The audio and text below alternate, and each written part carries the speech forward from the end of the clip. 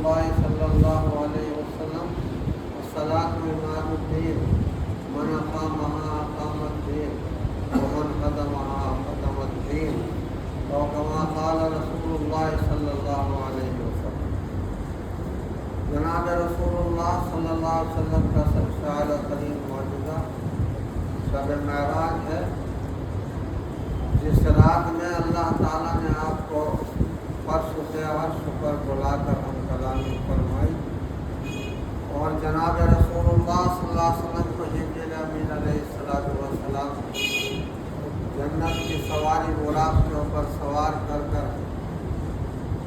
حرم شریف سے خانہ کعبہ سے جناب رسول اللہ صلی اللہ علیہ وسلم کو سوار فرما کر عرش الہی پر لے گئے۔ ایک بہت لمبی مسافت تھی جناب رسول اللہ صلی اللہ علیہ وسلم کی،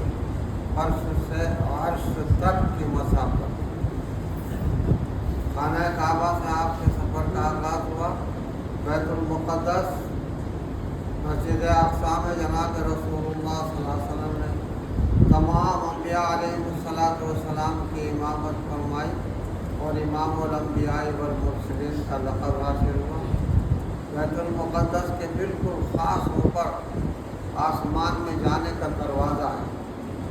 بیت المقدس مسجد اقصی کے بالکل اوپر آسمان میں جانے کا دروازہ ہے، وہ دروازہ کھلتا ہے تو آسمان کے اوپر جائے۔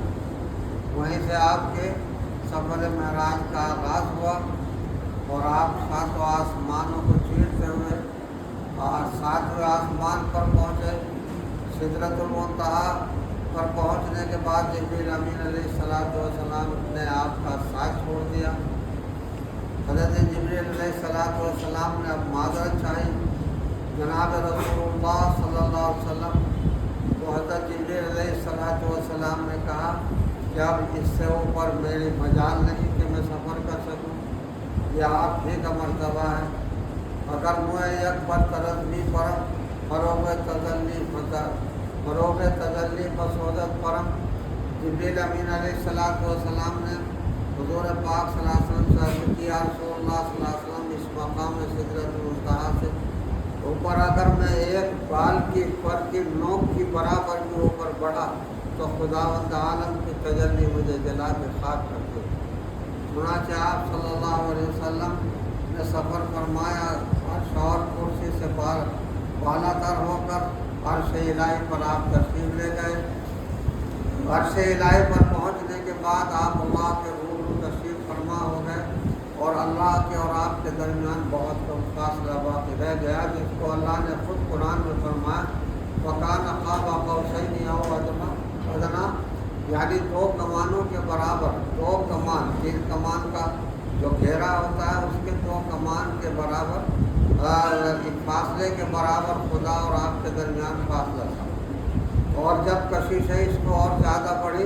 تو اس سے بھی زیادہ قریب کر لیا آپ کو، اور اللہ نے فرمایا او ادنا، یعنی دو کمانوں سے بھی کم فاصلہ خدا کے اور آپ کے درمیان رہ گیا۔ مکان قاب قوسین او ادنا، اس سے بھی کم، دو کمانوں سے بھی کم فاصلہ اللہ کے اور آپ کے درمیان رہ گیا۔ راز و نیاز کی باتیں ہوئی، جو راز و نیاز محب کے اور حبیب کے درمیان ہوتی ہے وہ باتیں ہوئی، اور وہ باتیں پردہ خفا میں ہیں، وہ تمام کی تمام پردے کی باتیں ہیں جو راز و نیاز کی باتیں ہوئی۔ وہیں پر حق تعالیٰ شانہ نے جناب رسول اللہ صلی اللہ علیہ وسلم کو امت کے لیے ایک تحفہ اور ایک انعام عطا فرمایا، اور وہ 50 وقتوں کی نماز تھی۔ اللہ تعالیٰ نے آپ صلی اللہ علیہ وسلم کو انعام عطا فرمایا آپ کی امت کے لیے کہ آپ کی امت کے لیے میری طرف سے یہ انعام ہے کہ 50 وقتوں کی نماز صبح سے شام تک 24 گھنٹے میں 50 وقتوں کی نماز 50 مرتبہ نمازیں پڑھیں، یہ آپ کے امت کے لیے انعام ہے۔ یعنی حق تعالیٰ شانہ کی نظر میں بھی اس امت کا اتنا بڑا مقام ہے کہ عرش الہی پر اپنے محبوب کو سامنے بٹھا کر اس امت کا اکرام فرمایا جا رہا ہے، اور اس امت کے لیے انعام بھیجا جا رہا ہے عرش الہی سے پروردگار عالم کی طرف سے انعام بھیجا جا رہا ہے امت محمدیہ صلی اللہ علیہ وسلم کے نام کہ 50 وقتوں کی نماز کا انعام لے جائیے آپ اپنی امت کے لیے۔ چنانچہ آپ خوش ہوئے کہ اللہ تعالیٰ نے میری امت کو یاد رکھا۔ اللہ تعالیٰ نے نہ صرف آپ کو نوازا کہ امام الانبیاء والمرسلین، سید الانبیاء والمرسلین،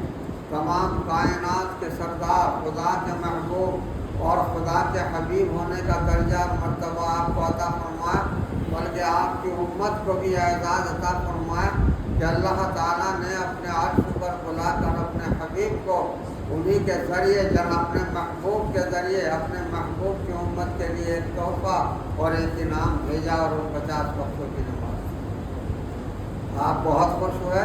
اور یہ انعام ربانی لے کر پھر وہاں سے جب آپ واپس تشریف لا رہے تھے، 7ویں آسمان پر حضرت موسیٰ علیہ السلام سے ملاقات ہو گئی۔ حضرت موسیٰ علیہ السلام سے علیہ صلیح کے بعد حضرت موسیٰ علیہ السلام نے پوچھا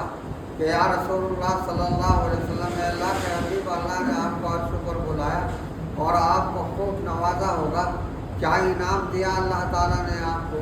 جناب رسول اللہ صلی اللہ علیہ وسلم نے بہت خوشی فرمایا کہ اللہ رب العالمین نے میری امت کو یاد رکھا اور میری امت کے لیے مجھے انعام عطا فرمایا کہ 24 گھنٹے میں ایک رات اور دن میں 50 وقتوں کی نماز ادا کرے تو اللہ راضی ہو جائے گا۔ حضرت موسیٰ علیہ السلام گھبرا گئے سن کر اور عرض کی یا رسول اللہ صلی اللہ علیہ وسلم، آپ واپس تشریف لے جائیے اللہ کے پاس اور اللہ سے گزارش کیجیے کہ وہ اللہ تعالیٰ جو ہے 50 وقتوں کو گھٹا کر تخفیف فرما دیں امت کے اوپر، انہیں کم کر دیں اور امت 50 وقتوں کی نماز 24 گھنٹے میں ادا کرنے کا بوجھ برداشت نہیں کر سکے گی۔ میری امت 2 وقتوں کا نماز کا بوجھ برداشت نہیں کر سکی، 2 وقتوں کی نماز کا بوجھ برداشت نہیں کر سکی، اور وہ دونوں وقتوں کی نماز بھی بیت المقدس میں تھی۔ پہلے رسول مسجد میں ہی نماز پڑھتے تھے، جب سفر پہ ہوتے تھے تو نماز معاف تھی، جب سفر پر ہوتے تھے تو نماز معاف تھی کہ دیگر انبیاء علیہ السلام کے لیے پوری روئے زمین اللہ نے مسجد کی جگہ نہیں بنائی۔ یہ خصوصیت ہے جناب رسول اللہ صلی اللہ علیہ وسلم کی کہ آپ کی امت کے لیے پوری روئے زمین کو مسجد بنا دیا، جس جگہ پاک پاؤ وضو کر کے وہیں پر نماز پڑھو۔ جناب رسول اللہ صلی اللہ علیہ وسلم حضرت موسیٰ علیہ السلام کے اصرار کرنے پر واپس تشریف لے گئے، پھر ملاقات ہوئی۔ یہ بھی حکمت ربانی تھی کہ پروردگار عالم اپنے محبوب کو بار بار دیکھنا اور ملاقات کرنا چاہتا تھا۔ یہ بھی حکمت ربانی تھی کہ ایک بار پھر ملاقات کرنے کے بعد آ گئے تو اللہ تعالیٰ کا اتنا اشتیاق بڑھا کہ پھر آپ سے ملاقات چاہتا تھا۔ چنانچہ اس بہانے سے پھر جناب رسول اللہ صلی اللہ علیہ وسلم عرش پر تشریف لے گئے اور پھر اپنے رب سے ملاقات ہوئی۔ حبیب اور محب دونوں کے دونوں ملے اور دونوں کی ملاقات ہوئی۔ اللہ تعالیٰ سے آپ نے فرمائش کی کہ پروردگار 50 وقتوں کی نماز کا بوجھ بہت زیادہ ہوگا، آپ اس میں کچھ تخفیف فرما دیجیے۔ اللہ تعالیٰ خوش ہوا کہ آپ آ گئے، تشریف لے آئے، چلیے آپ کے تشریف لے آئے تو ہم آپ کی استدعا قبول فرما لیتے، اور ہم نے 5 نمازوں کے وقت کم کر دیا، 5 کم کر دی، 45 نماز پڑھوا لیجیے اپنی امت سے، ہم اس سے خوش ہو جائیں۔ آپ بہت خوش ہوئے اور بہت خوش ہونے کے بعد آپ 45 وقتوں کی نماز لے کر کے واپس آ گئے۔ پھر اسی جگہ عرش الہی کے نیچے 7ویں آسمان پر حضرت موسیٰ علیہ السلام سے ملاقات ہوئی۔ پھر بھی حضرت موسیٰ علیہ السلام نے دریافت کیا، یا رسول اللہ صلی اللہ علیہ وسلم، آپ اللہ کے حبیب ہیں، کیا اللہ تعالیٰ نے کیا انعام دیا اور آپ کی بات کا کیا جواب دیا؟ تو بہت خوش تھے آپ، اور آپ نے خوشی میں فرمایا کہ اے موسیٰ، میں اللہ تعالیٰ نے میری استدعا قبول فرما لی، 5 وقتوں کی نماز کم کر دی، 45 وقتوں کی کر دی۔ حضرت موسیٰ علیہ السلام اور گھبرا گئے، بہت پھر گھبرا گئے، 5 وقتوں کی نماز تو بہت کم ہے، 45 وقتوں کا بوجھ بہت زیادہ ہے، آپ پھر جائیے اور اللہ سے اس میں اور کمی کرنے اور تخفیف کرنے کا مطالبہ کیجیے۔ حکمت الہی تھی کہ اللہ تعالیٰ نے پھر محبوب کی زیارت کرے اور پھر بلائے عرش الہی پر۔ یہ ایک بہانہ تھا ملاقات کا اللہ تعالیٰ کی، یعنی اللہ تعالیٰ کس قدر مشتاق ہے اللہ تعالیٰ اپنے حبیب کے دیدار کا کہ پھر وہ عرش پر پہنچ گئے، اور جانے کے بعد پھر اللہ تعالیٰ سے استدعا کی، یا اللہ 45 وقتوں کی نماز بھی بہت زیادہ ہے، میری امت تو کمزور ہے سب سے زیادہ، آپ اس میں اور تخفیف فرما دیجئے۔ کہا اچھا، یہ میرا حبیب آپ کی استدعا قبول کی جائے گی، چنانچہ جائیے ہم نے 5 وقتوں کی نماز اور کم کر دی، 40 وقتوں کی نماز پڑھوا دی۔ آپ خوش ہوئے کہ 5 وقت اور کم ہو گئے، چنانچہ آپ واپس تشریف لائے۔ پھر حضرت موسیٰ علیہ السلام سے ملاقات ہو گئی۔ حضرت موسیٰ علیہ السلام نے عرض کی، اے اللہ کے حبیب، یہ 40 وقتوں کی نماز بھی بہت زیادہ ہے، امت ادا نہیں کر سکے گی، آپ بارگاہ رب العزت میں جائیے اور پھر استدعا کیجیے اللہ تعالیٰ سے۔ چنانچہ تیسری بار جناب رسول اللہ صلی اللہ علیہ وسلم پھر عرش الہی پر گئے۔ حکمت الہی تو یہ تھی کہ اللہ تعالیٰ اپنے حبیب کو بار بار اپنے عرش پر بلانا چاہتا اور اپنے محبوب کو بلا کر کے ملاقات کرنا چاہتا تھا، یہ حکمت تھی، اور اس بہانے سے اپنے محبوب کو بلایا جا رہا تھا۔ تیسری بار اللہ کے رسول صلی اللہ علیہ وسلم پھر عرش پر تشریف لے گئے، اور جانے کے بعد عرض کی بار الہ، میری امت تو بہت کمزور ہے، ساری امتوں سے کمزور ہے، جسمانی طور پر بھی کمزور ہے، ہر اعتبار سے کمزور ہے، لہذا اے اللہ میری اس کمزور امت کے اوپر نظر رحمت فرمائیے، اور ایک خاص بات فرما دیجیے، 40 وقتوں کی نماز بھی بہت زیادہ ہے، امت ادا نہیں کر سکے گی، لہذا آپ اس میں تخفیف فرما دیجیے کہ میری امت اس بوجھ کو برداشت کر سکے، اتنا بوجھ ڈال دیجیے۔ اللہ رب العالمین کا دریائے رحمت جوش میں آ گیا، اور فرمایا، اللہ نے فرمایا، اے میرے محبوب آپ بار بار تشریف لا رہے ہیں، تکلیف فرما رہے ہیں، چنانچہ جاؤ، ہم نے آپ کی امت کے اوپر 50 وقتوں کی نماز کی بجائے ہم نے صرف 5 وقتوں کی نماز فرض کر دی، 50 میں سے ہم نے 45 گھٹا دی، اور 5 وقتوں کی نماز صبح سے شام تک، یعنی 24 گھنٹے میں 5 وقتوں کی نماز ادا کرا لیجیے۔ اور اللہ تعالیٰ نے یہ بھی خوشخبری سنا دی کہ میرے محبوب، اگر آپ کی امت نے 50 وقتوں کی نماز کے بجائے 5 وقتوں کی نماز بھی ادا کر لی، تو اے میرے محبوب یہ خوشخبری امت کو سنا دیجیے کہ میں انہیں 50 وقتوں کی نماز کا ہی ثواب ادا کروں گا۔ آپ 5 وقتوں کی نماز ادا کریں گے تو اللہ تعالیٰ 50 وقتوں کی نماز کا ثواب عطا فرمائے گا، پھر اس میں اور اضافہ ہوگا، اور اضافہ ہوتا جائے گا تو کروڑوں تک نوبت پہنچ جائے گی، جو قرآن فرماتا ہے من جاء بالحسنۃ فلہ عشر امثالھا، کہ جو ایک نیکی کرتا ہے اس کو 10 گنا ثواب دیا جاتا، اسی طریقے سے اس کو بڑھاتے جائیے۔ تو چنانچہ اللہ تعالیٰ نے فرمایا کہ ہم نے 50 کے بجائے 5 وقتوں کی نماز کر دی، آپ خوش ہو گئے، اور اب موسیٰ علیہ السلام کے پاس تشریف لائے۔ حضرت موسیٰ علیہ السلام نے سنا تو خاموش ہو گئے، کہا یا رسول اللہ صلی اللہ علیہ وسلم، ٹھیک ہے اگرچہ 5 وقت کر دیے گئے، لیکن 5 وقت بھی بہت زیادہ ہے، کیونکہ میری امت تو 2 وقتوں کی بھی نماز ادا نہیں کر سکتی۔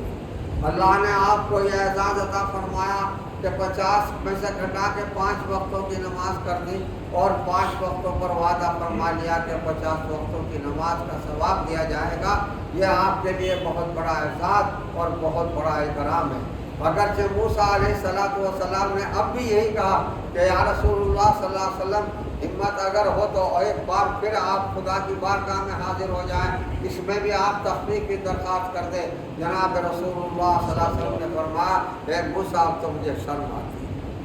اب تو مجھے شرم آتی ہے، اللہ تعالیٰ نے بہت رحمت فرما دی، اپنا بڑا کرم فرما دیا، 50 کو گھٹا کے 5 میں لے آیا، 5 وقتوں کی نماز کر دی، اب تو مجھے شرم آتی ہے، بس 5 وقتوں کی نماز انشاءاللہ میری امت ادا کرے گی، اور 50 وقتوں کی نماز کا ثواب ہوگا۔ اللہ اکبر، کتنا بڑا انعام ہے، انعام ربانی، کتنا بڑا انعام ہے، انعام ربانی نماز، جو انعام عرشی انعام ہے، جو عرشی انعام ہے۔ عرش پر بلا کر اللہ تعالیٰ نے اپنے محبوب صلی اللہ علیہ وسلم کو، اپنے محبوب کی اس امت کے لیے جسے خیر امت کہا قرآن میں، کنتم خیر امت اخرجت للناس، جس امت کو خیر امت کا لقب دیا گیا کہ سارے نبیوں کی امتوں میں سب سے بہترین امت جناب محمد الرسول اللہ صلی اللہ علیہ وسلم کی امت ہے، اس خیر امت کے لیے عرش سے انعام بھیجا جا رہا ہے نماز کا، اور 50 کو گھٹا کر 5 وقت کر دیے گئے۔ اب یہ 5 وقتوں کی نماز اگر ادا کرے گی امت تو 50 وقتوں کی نماز ثواب عطا فرمائے۔ ہائے افسوس کہ آج امت مسلمہ نے وہ 5 وقتوں کی نماز کا انعام بھی ٹھکرا دیا، 5 وقتوں کی نماز کا انعام بھی ٹھکرا دیا۔ اور ان نمازوں میں سب سے اعلیٰ ترین نماز جمعے کی نماز، جس کا مستقلاً قرآن میں حکم دیا، اور جس نماز کو ظہر کی نماز ختم کر کے جمعے کی نماز قرار دیا، ظہر کے 4 فرض ختم کرنے کے بعد جمعے کے 2 فرض قرار دیے، اس کو بالکل عید بنا دیا کہ الجمعۃ عید المومنین۔ جس طرح عید اور بقرعید میں دوگانہ نماز ادا کی جاتی ہے 2 رکعت، اسی طرح بعین ہی جمعے کی نماز کو عید المومنین بنا دیا، 4 کو گھٹا کر 2 کر دیا اور عید المومنین بنا دیا۔ اس عید المومنین کو بھی مسلمان نے پامال کر دیا اور نمازوں کو بھی پامال کر دیا۔ اللہ تعالیٰ نے ہر چیز کو زبان دی ہے اور تمام چیزیں اللہ کی تسبیح بیان کرتی ہے۔ وَإِن مِّن شَيْءٍ إِلَّا يُسَبِّحُ بِحَمْدِهِ، قرآن حکیم میں اللہ ارشاد فرماتا ہے کوئی مخلوق ایسی نہیں ہے جو اللہ کی تسبیح بیان نہ کرتی ہو۔ اللہ کی تسبیح، اس کی تقدیس اور اس کی پاکی تمام مخلوقات بیان کرتی ہیں، سب کو زبان دی ہے۔ اللہ نے مسجدوں کو بھی زبان دی ہے۔ یہ مسجد، یہ مکان جو کھڑے ہوئے، یہ بھی خدا کے سامنے سجدہ ریز ہوتے ہیں، یہ بھی خدا کی تسبیح بیان کرتے ہیں۔ اب جب یہ مسجدیں جن کو نماز کے لیے بنایا گیا، مسجدیں نماز کے لیے بنائی گئی ہیں، نماز کہ بندگان خدا یہاں آ کے وہ پنجگانہ نماز ادا کریں گے جو عرشی انعام ہے، جو اللہ نے عرش پر بلا کر اپنے محبوب کو امت کے لیے انعام عطا فرمایا، وہ انعام ادا کریں گے۔ چنانچہ مسجد جو ہے مسلمان کی اولین ضرورت ہے۔ سرور کائنات جناب رسول اللہ صلی اللہ علیہ وسلم نے مکہ مکرمہ سے جب مدینہ منورہ کی طرف ہجرت فرمائی تو ہجرت فرمانے کے بعد، وہاں جانے کے بعد سب سے پہلا کام جو آپ نے انجام دیا وہ مسجد نبی کی تعمیر تھی، جس کی تعمیر میں خود بذات خود بنفس نفیس جناب رسول اللہ صلی اللہ علیہ وسلم کی ذات شریک تھی۔ اگر پتھر اٹھا کے صحابہ لا رہے تھے اور ایمان والے لا رہے تو جناب رسول اللہ صلی اللہ علیہ وسلم بھی تعمیر مسجد نبوی میں شریک تھے، اور آپ بھی بھاری پتھر اٹھا کر کے مسجد کی تعمیر میں شریک تھے۔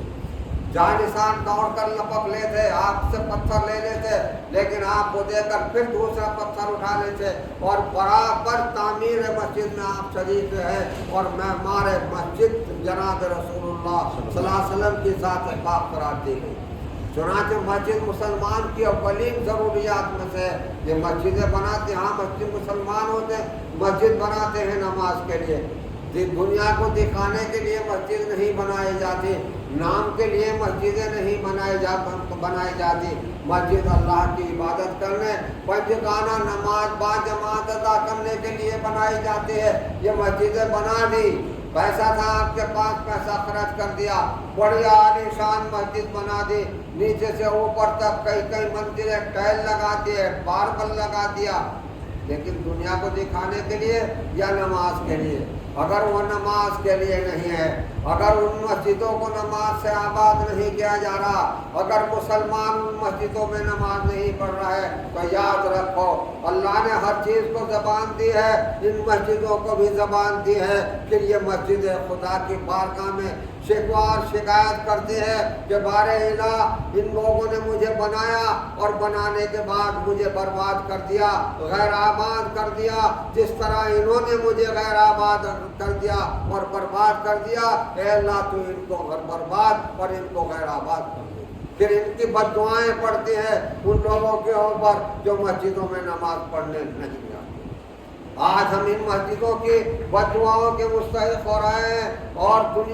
زمانہ دیکھ رہا ہے کہ اگر ہم نے بھی ان مسجدوں کو غیر آباد کر دیا، نماز پڑھنی چھوڑ دی، تو دشمنان اسلام ان مسجدوں کو شہید کر رہے ہیں۔